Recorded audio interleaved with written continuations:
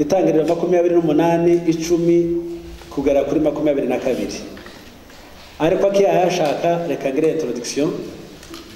Ubusanzwe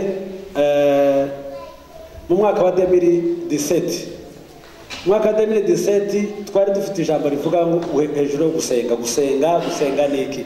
Gusenga nk'umukristo, gusenga no guhumeka, gusenga nibwo buzima bw'umukristo, gusenga ni cyo gikorwa Yesu yakoze hano ku isi kiruta ibindi byose. Mwibuka yuko Yesu nk'umwana w'Imana, Yesu Kristo ng'Imana, Yesu Kristo watumwe muri mission y'imbaraga zidasanzwe zivuye mu ijuru kugira ngo aze gukora igikorwa. Ariko yararasenga ku musozi, yige yaboneka gusa hanze, yaboneka aje gukora ibitangaza. Bivuga ngo umukristo kugira ngo muri mission, muri ministry cyangwa mu gikorwa dukora, ibikorwa byose dukora, amavuta y'umukozi w'Imana yose ava mu gusenga. No kuvuga mu gusenga ariho hari base y'ibikorwa byose dukora bishobora gutuma umwana w'umuntu ashobora kumva. Amajambo twe tuvuga agira imbaraga nke, ariko amajambo tuvuga twasenze agira imbaraga nyinshi, kubera ko si twe tuvuga ahubwo ni iki turimo, ni imbaraga z'Imana, ni imbaraga z'Umwuka Wera ziva mu masengesho zidukoreramo, tugakora ibikorwa byiza bituma abantu bumva. Nkunda kubwira abantu no kuwa gatanu ushize wundi nigishije muri Alarme, narababwiye ngo Alarme yubakitse ivuye mu masengesho, ariko mwebwe ntabwo mukunda gusenga. Nabwira ngo umurimo kera mama Hussein, nabwira ngo target yacu yo kuririmba so kuririmbira tempa amatwi aya ngaya aya ibiho aya irimo tempa indani, ahubwo twebwe abakristo abantu b'Imana turirimbira amatwi yo mu mutima kugira ngo babashe kumva imessage. Nukuvuga ko uyu muntu adasenga nk'abari mu imbaraga z'Imana niyo waririmba, ariko abantu kugira ngo bumve message y'Imana biragoye kugira ngo bayumve. Ariko kugira ngo bayumve bumva kubera byaturutse mu kintu gusenga, kwinginga Imana, mu kubwira Imana kugira ngo icyo wahawe ubashe kugitanga ku bantu gifite imbaraga kugira ngo babashe kucumva, kuko umutima ni ubutegereje kugira ngo wumve kandi uhinduke. Twavuze hejuru yo gusenga 2018, twavuze hejuru yo kwaguka. Esaya 54:2-3-4 haravuga ngo agura ikibanza cy'ihema ryawe, agura ukumeze, agura ibitekerezo byawe, agura ibyiyumviro byawe, agura ukumeze. Birandaguvuga ubundi abakristo twagiye dufata Imana tuyigishira mu kabwate kitwa Saint Esprit. Saint Esprit w'Imana aza kugira ngo atweveye mu mutwe, akangura ubwenge bwacu, ubwenge bube buzima. Ubwenge bwacu bwabaye buzima, washobora kugira ubwenge bushobora gutuma wagira company, bishobora kuguhesha ubwenge bwo gukora imihanda, bishobora kuguhereza ubwenge bwo gushobora gutuma wubaka inzu nziza. Ntabwo Bibiliya itubwira ngo duhagarare gusa kuvuga ngo twagutse, ngo nuko navuze mu ndimi nyinshi, nuko nagize profesi nahanuye, tugasirikira aho hantu noneho ugasanga twahishwe n'ibindi, tugera tuva kwaguka. Ubu nyine ijambo rindimo ni ijambo ryitwa reveil, ubuzutse, revival. Ubuzutse niki kugira ngo tubone gusoma. Ubuzutse ni ikintu kiza ku muntu umwe, uwo muntu yamara kukibona agahinduka. Iyo ahindutse ahabwa imbaraga zishobora gutuma n'abandi nabo uzobafata, bigahindura groupe. Bivuye kuri groupe uzofata igihugu cyose kikakira message. Ndaje kubabwira abagabo natangiriye muri Ancien Testament, Isezerano rya Kera. Ni bande bantu reveye yajeho, ni bande bantu bahuye n'Imana, ni bande bantu bahuye na marayika, ni bande bantu bahuye n'ikintu kibahindura ibo bamara bakaja guhindura abandi. Murabizi muri Bibiliya harimo histoire y'ubuzima n'amateka byagiye biba. Murabizi kera ku gihe cya Farawo muri Egiputa hari imbaraga zikomeye cyane. Izo mbaraga zari imbaraga z'Imana zo gukomezwa n'Imana. Igituma mbibona ko ari gukomezwa n'Imana, imbaraga Farawo yari afite si imbaraga yo kwiyereza wenyine. Mwibuke yuko igihe yikubise ku mutima aravuga ngo amalake amazi ngo nayi, Imana iramubwira ngo wowe uri krokodili. Wowe ushobora kuvuga ngo amazi na yawe gute? Ushobora kuvuga ko riviera ari zawe gute? Imana irakubita ikintu cyitwa sécheresse, haba desert, haba mu butayu. Murabizi kugeza n'ubu ariko sonye kera siko byari bimeze. Ariko ni umuntu utarumviye Imana. Imana ifite ubushobozi bwo kuturemera amateka masha. Imana ifite ubushobozi bwo guhindura amateka yacu. Imana ifite ubushobozi bwo guhindura ahantu mu butayu ikagira amazi. Ni nguko ishobora gufata ahantu mu mazi ikahindura mu butayu. Ni Imana y'imbaraga. Ikindi, imbaraga zivuye hariya habaye imbaraga za Med-Epes. Ubu niyo tuvuga ibyo ngibyo hari abantu batekereza ngo ni ibindi bintu by'igitangaza cyangwa se abantu yo kuvuga ngo Yerusalemu we ni hano hagati ya Iran na haja na hano hafi ya Iran ubwami bwa Medina n'Abaperesi hariya kuri Badari. Nawe yari afite imbaraga zikomeye cyane, ariko kubera gushaka gusuzugura iby'Imana ntabiheza agaciro. Murazi ko yabonye ikiganza kirandika ngo menemere tekeri Peresi, ubwami bwawe buragezwe kandi burarangiye sefini. Murazi ubwami bwa Nebukadineza hariya i Babuloni. Hari i Babuloni, Babyloni kuva Babyloni kushika Baghdad ni 200 km. Na ahantu bari abagabo bari ariko Nebukadineza yikubita ku mutima aravuga ngo yubatse Babyloni. Imana irarakara iravuga ati wowe nagwaye imbaraga none kuraziyitirira wowe waburi umunyembaraga gute? Imana imukuraho ububasha. Imbaraga za Nebukadineza zirarangira. Mwese murazi ko Nebukadineza atakaje ubwenge aja kuba mu ishamba amara imyaka myinshi abayo. Uwo nguwo ubwami buranyagwa buragenda. Murabizi mwese ko haje kuba imbaraga z'ubwami bw'Abagiriki. Mwese murabazi bano basigaye muri Europe ni ababandi. Ni abantu badafite economy stable. Ariko murazi ko abanyabwenge bose hari bari bafite imbaraga zidasanzwe. Ariko kubera kutubaha Imana batakaje imbaraga n'ubushobozi. Murazi ko imbaraga ziyavuye, murazi ko ari ubwami bw'Abaroma. Ubuse burahari nta mbaraga bagifite. Bivuga gutya ngo imbaraga z'umwana w'umuntu, imbaraga tugenderaho, icyatumye twabaye abantu bo hasi cyane tutumva ko turi abagaciro nuko twafashe Imana tuyifata nk'Imana itariho idafite n'imbaraga, tuyifata mu majambo gusa ariko tuzashyira mu bikorwa. Icyo shaka kuvuga muri kano nuko abantu bamenye reveil ikamanuka mu buzima bwabo. Imana yabahinduriye amateka ibagira abanyembaraga barakomera, irabazamura, irabagura, baba bantu b'amateka adasanzwe. Ni ukuvuga ko imbaraga zagiye mu banyapolitiki kubera yuko abantu basenga bananiwe guhagarara mu cyuma, ntibahagarara mu nshingano zabo. Ariko no munsi wa none niba turi ko dusenga tumaze imyaka myinshi dusenga tukaba turi ko dushaka kugira ngo dukorere Imana, hari igihe tufata umwanya dusenga tukavuga ngo uyu mwanya twasenze ngo urakwiye paraporo y'iki cyangwa ubimezerera kuwuhe mwanya. Ubundi gusenga cyangwa gushaka Imana cyangwa gukorera Imana ni ubuzima, ntabwo ari ikintu dukora kiri periodike. Ni ubuzima umuntu akora buri gihe, ahubwo ukagwanirira ko buri munsi uko bukeye uko bwije ugomba kugenda wakira imbaraga zirenze zo wari ufite. Mwese murazi igihe cy'umuntu witwa Abraham. Imana yakoranye nawe imuremera k'isezerano, alliance, covenant, isezerano.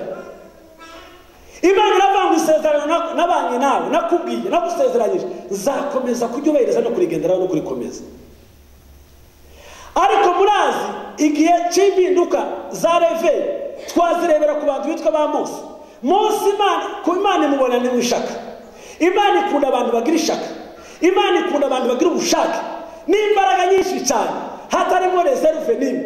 Imana imaze kubona Mose imubonamo imbaraga zidasanzwe, imubonamo ishaka rikomeye, iravuga ati uno muntu namufata nkamukoresha yamfasha cyangwa se yakora guhindura amateka y'abantu. Mwese murabizi Mose agenda ari ruhande rw'igihuru, abona kigurumira, abonamo umuriro kuraka, ashatse kwegera aho ngaho. Imana yari ishaka kugira ute? Yari ishaka kugira ngo imuhindure, imutegure, imubwire ngo kwetura inkweto zawe, kwetura inkweto zawe, ngiye kugukoresha. Imana ibana nawe. Imana imaze kubana nawe, yabanye nawe, yongera kandi ibona n'igihe cya Yoshua. Yoshua yabaye umuntu ukomeye gute ico gihe cya sezo ya reveil. Jenzi byita reveil. Usonye biro sanga ari reveil. Izi ni impinduka z'imyumvire. Ndashidifuza ko imyumvire yacu, reka ngaruke inyuma gato. Ubusanzwe imyaka yose je namaze muri kino gihugu, hariyo namazimwe senga ariko senga buke, hariyo namaze ndiko nkora akokora uko numva nuko nobishobora kubikora. Ariko kandi haba n'igihe cyo kuyoberwa icyerekezo. Ese kumenya ko Imana yampamagaye ibyo ndabizi, ntabwo naje kubibaza Imana, ndabizi ko yampamagaye. Ariko hari igihe wibaza ngo se Mana wampamagaye gukorera Imana hano cyangwa n'ahandi hantu, ukamara igihe kirekire wiyumvira ngo byenda zagenda hano cyangwa zakorera hano, kubera kutamenya icyerekezo neza ugasanga umeze kabuke. Ariko Imana yacu ni Imana itanga icyerekezo. Ubu bagaze hano, jewe ni umupasiteri wo gukorera hano muri Europe. No muri Afrika nasize mbabwiye ubunyine ngaruza, ubunyine narindiye. Nabwiye ubundi narinzi ko byenda rimwe zo gukorera hano, bari ko bansaba ngo uzaze mu mara mezi 3 bari ngo bafashe ngo barizera ko impinduka nyinshi. Ndabwira oya, jewe nukubatera ingunga, ariko jewe ubunyine nahamagariwe i Burayi. Ubu ndi convaincu 100% yuko ngomba gukorera Imana hano. Niyo mpamvu ngwanisha imbaraga zanjye zose kugira ngo nikure muri systeme z'Abaholandi. Irije muri systeme yo kugengwa n'ijuru, ndagengwa n'abantu, tutagengwa na systeme, tutagengwa n'ibintu zose, kugira ngo Imana ize ibashe guhindura amateka muri nje cyangwa se muri wowe. Yokurikana nuko uzemera nuko ubifata nuko uzumva. Nukuvuga ko muri bino bihe, muri kino gihe, muri uyu mwana, muri iyi saha, ndumva ndi hano kandi ngomba kugira impact. Iyo impact wanyumva cyangwa utayumva, je ndayumva. N'Imana nkorera irayumva. Kandi Imana yaduhamagaye niyo kwizera. Ibyo yaduhamagaye gukora birahari. N'imbaraga z'Imana zizigeze zirangira. Na n'ubu Imana iracyari gukorana natwe, na n'ubu kirakora. Ntabwo Imana yigeze isaza ni Imana. Icyiza ni ukumenya igihe cyawe n'umwanya wawe, ukamenya ingene uwukoreramo. Jewe ndumva uyu ni umwanya wanje, nawe urashobora kuba ari uwawe. Ariko icyo nagukangurira muri kano kanya ni uko waza twese tugakanguka hamwe, tugafatikanya kugira ngo tugire icyo dukora mu murimo w'Imana hano muri Europe, tukazana impinduka. Nakuze kuvuga kubera iki muri Europe habaye Première Guerre Mondiale, hakaba Deuxième Guerre Mondiale. Ariko jewe amakuru izi ko habaye reveil imwe, iyindi reveil ndiraza. Kubera iki tutaba abantu bazana reveil hano? Ubundi hano ntabwo nzoza kubigisha bureaucracy kuko barayifite. Sizaza kubigisha gukora train, bafite za tarisi n'ibindi barabimenye cyane. Ariko hari ico bataye, hari ico bibagiwe. Ariko kandi natwe tubasanga hanga hari ibyo twigana, tukigana ko tukagira ngo none hari ubwenge twungutse, ahubwo twungutse ubufu. Ariko ubufu bw'ibyisi, kuko n'ubundi no siturimo tuyiba mu mwanya mutoya. Ikiza kindangaza nuko n'umuntu utapfuye aza saza agatakaza ubwenge. Ubu jewe yo nireba mu kiyo sanga nta musatsi ufite. Icyo bimbwira niki? Umusatsi bitumbwira ngo ururuha rufite nubwo ubusaza. None ntangira kubabara iyo mpamvu ndavuga ko umusatsi wanje wagiye nta kindi kintu cyawumaze ni imyaka.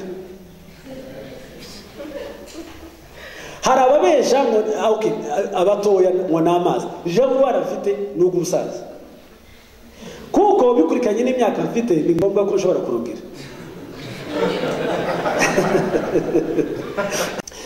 Rero turi muri reveil. Abashaka ko tuja muri reveil abumva ko tugomba gufatikanya mu buzuzi ni ukuri. Imana dusenga iri jambo ry'Imana ringire kubera ko Imana yacu irakiranuka. Jewe ndahamya neza yuko Imana izakora imirimo ikomeye cyane muri kino gihugu kaza bagenda bakatwandika mu bitabo kuzimana yadukoresheje. Amen.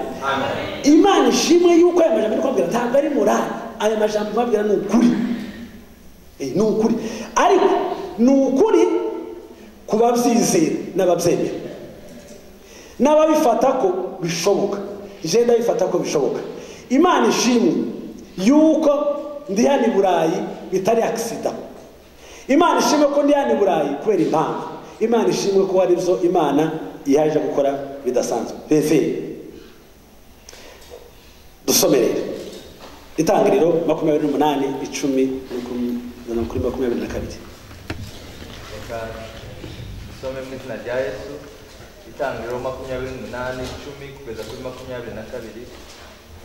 Aravuga ngo Yakobo ava i Berisheba agenda yerekeje i Harani. Ageze ahantu araharara buraca. Kuko izuba ryari rirenze yenda ibuye mu mabuye yaho araryisegura. Aryamaho arasinzira. Ararota. Abona urwego rushinzwe hasi rukageza umutwe mu ijuru. Abamarayika b'Imana baruzamukiraho bakarumanukiraho. Kandi Uwiteka yari ahagaze hejuru yabo. Aramubwira ati ndi Uwiteka Imana ya sogokuru Abrahamu, Imana ya Isaka. Iki gihugu uryamyeho nzakiguha ubwawe n'urubyaro rwawe. Urubyaro rwawe ruzahwanwa n'umukungugu, ruzahwana n'umukungugu wo hasi. Uzakwira iburengerazuba n'iburasirazuba n'ikasikazi n'ikusi.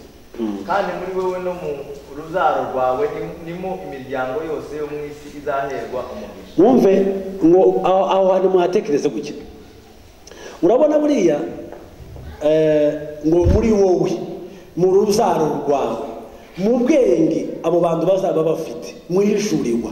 Urabona kenshi tubona technology, tukabona abantu barakoze amamodoka, tukabona abantu barakoze indege, tukabona abantu barakoze imihanda, tukabona abantu baraga bakoze ibiki. Biriya Imana yatanze umugisha iravuga ngo mu rubyaro rwawe muri wowe abazagukomokamo ubwenge buzabavamo, ibyo bazatekereza, ibyo baziyumvira, amahanga yose, isi yose, abantu bose bazabiboneramo umugisha, bazabiboneramo relax, bazabibonamo koroherwa. Murabizi ko abantu benshi bakoreye mu giturage, abantu bagana kuvoma amazi mu ruzi, ariko ninde wababwiye ngo bazane tiyo ngo bayizamure ishike mu nzu noneho amazi uyabone mu nzu?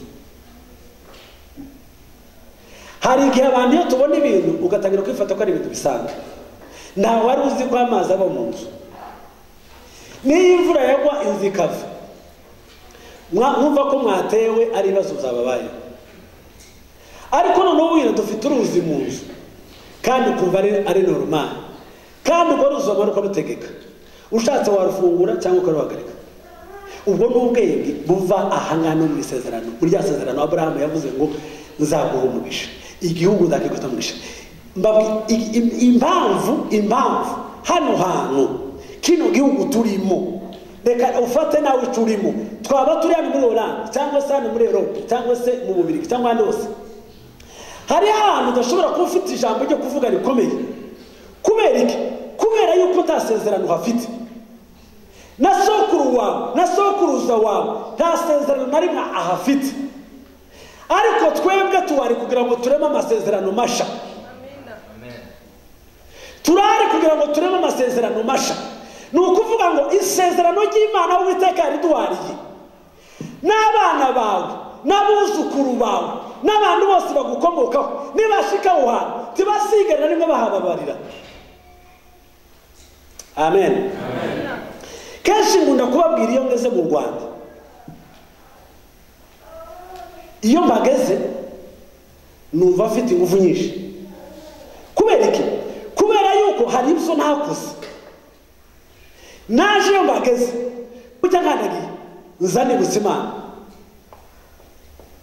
Ni nguko nagera handi izi ko hari ibuye nahashinze. Hari icyo Uwiteka yavuze aho hantu, hari icyo Uwiteka yabanyemo nawe aho hantu. Aho hantu dushobora ari mukokorwa n'isoni, kandi iki nta na rimwe ushobora kuhaburira umuryango ureke gufunguka ku bwawe. Nababwiye ku gihe cya Aburahamu hari isezerano, bakagendera muri isezerano. Uyu nguyu Yakobo agenda ahunga ari umuntu udahagaze na neza, yariganyije, ariko nubwo yari kugenda yibutsaga Imana. Hari ibyo wabwiye sokuruza Aburahamu, hari n'ibyo Isaka papa yavuze kuri nje. Uri Imana izisohoza amasezerano. Hari igihe tutagira ibintu twibutsa Imana, hari igihe tutabura amajambo y'ibyo twabwira Imana ngo Mana twagukoreye iki ngiki, twakoze kimwe. Burya hari imbaraga nke iyo ubwira Imana ukabura ikintu yibutsa abayikoreye. Ugira amajambo y'imbaraga nke ubura icyo uvuga.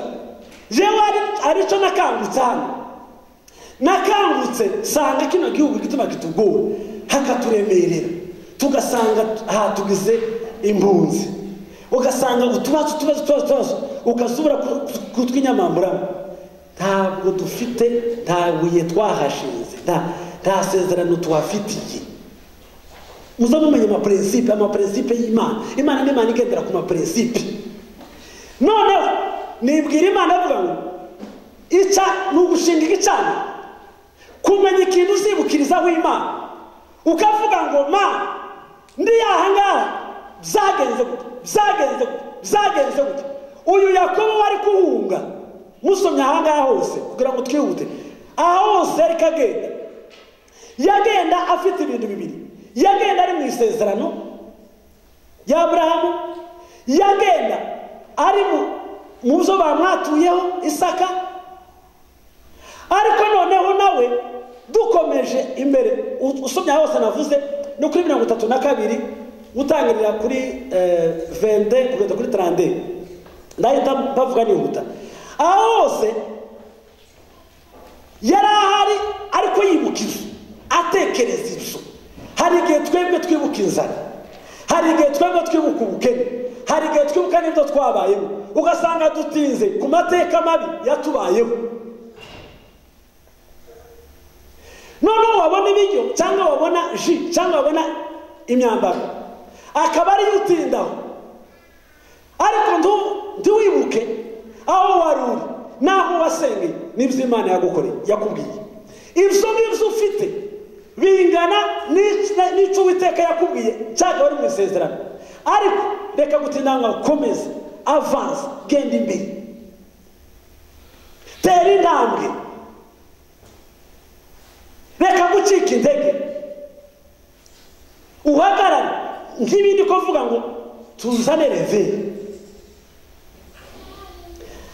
Ariko agenda yibuka ibyo byose, nicyo gituma ngo ajyanye i Beteli, ajyanye ngo ijuru rirakinguka, abona urwego, ngo abona abamarayika bamwe bazamuka n'abandi bamanuka.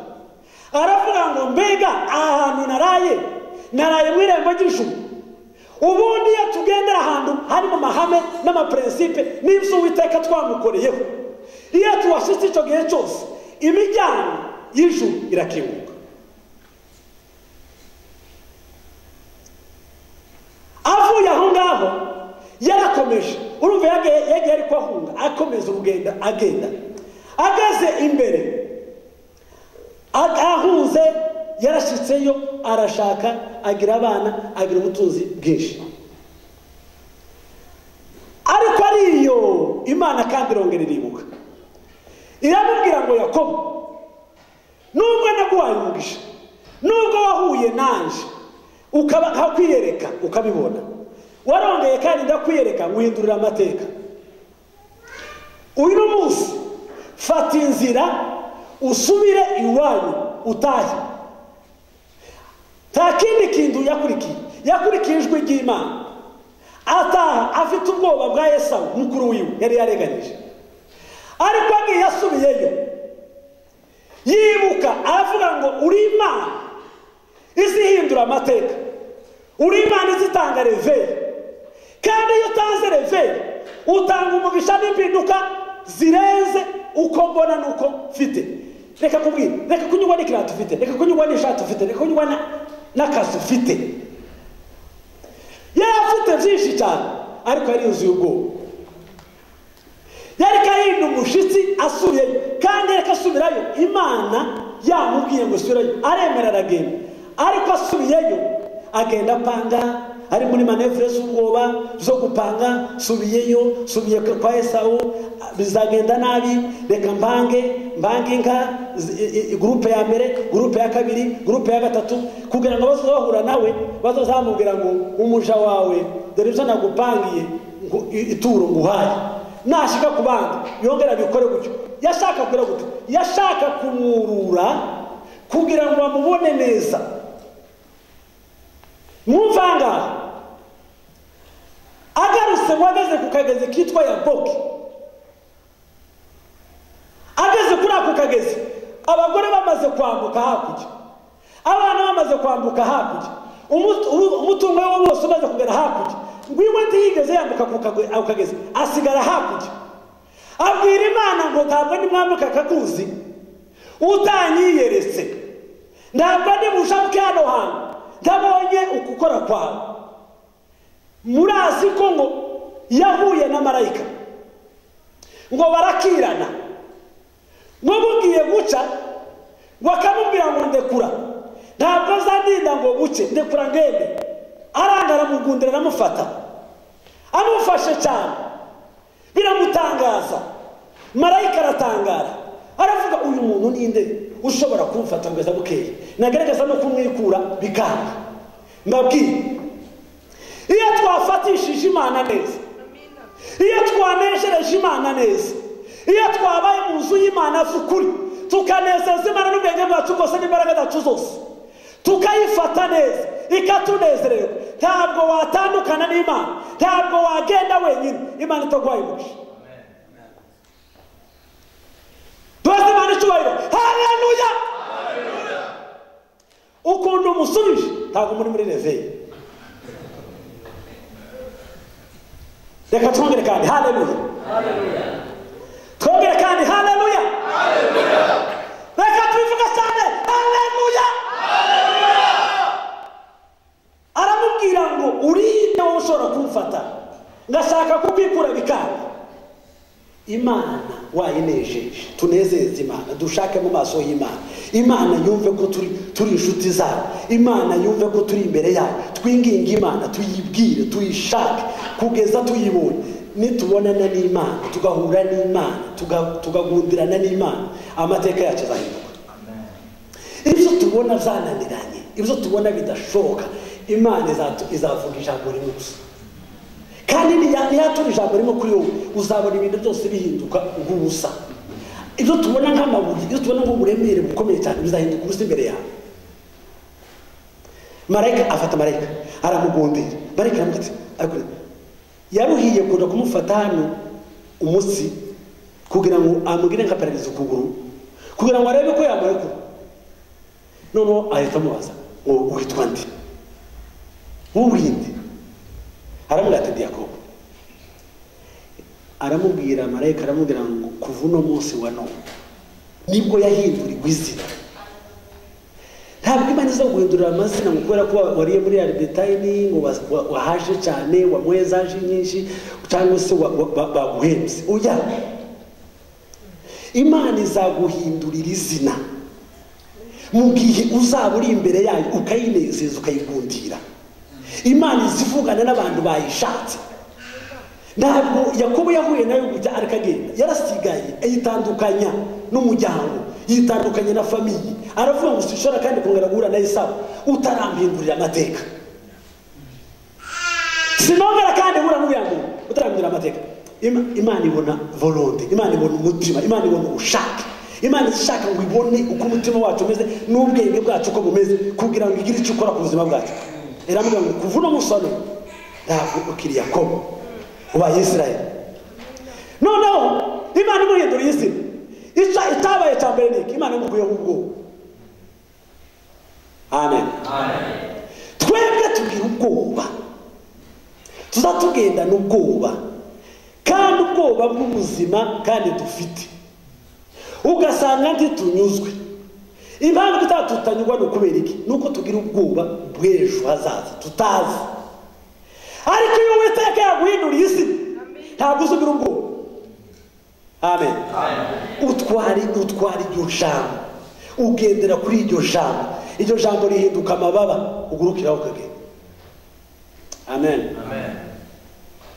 Amen. Amen. Uwo ni umugabo muzi Imana yubatseho amateka. Imana yahinduriye amateka.